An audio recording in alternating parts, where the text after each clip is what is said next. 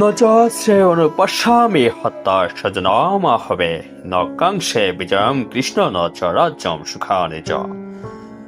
হে কৃষ্ণ, আত্মীয় স্বজনদের নিধন করা শ্রেয়স্কর দেখছি না।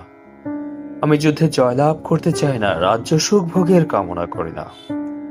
কিম ন রাজ্যম গোবিন্দ কিম ভোগৈ জীবিতেন বা যেষাম অর্থে কাঙ্ক্ষিতাম ন রাজ্যম ভোগাহ সুখানি চ। ते मे अवस्थिता युद्धे प्राणान् त्यक्ता धनानि च आचार्या पितरः पुत्राः तथा एव च पितामहः मातुलः शिशुरा पुत्र शल्य सम्बन्धेन तथा एतन्न हन्तुमिच्छामि ज्ञातोऽपि मधुसूदन অপিত্রলক্ষ্য রাজস্ব হেত কিম নু মহিকৃতে।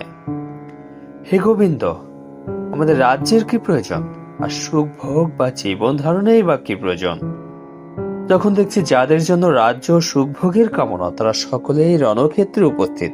হে মধুসূদন, যখন আচার্য, পিতৃব্য পুত্র, মাতুল, শ্বশুরপুত্র, শাল্যক, আত্মীয় স্বজন প্রাণ ও ধনাদির আশা পরিত্যাগ করে আমার সামনে যুদ্ধে উপস্থিত হয়েছে, তখন তারা আমাকে বধ করলে আমি তাদের হত্যা করতে কেন চাইব?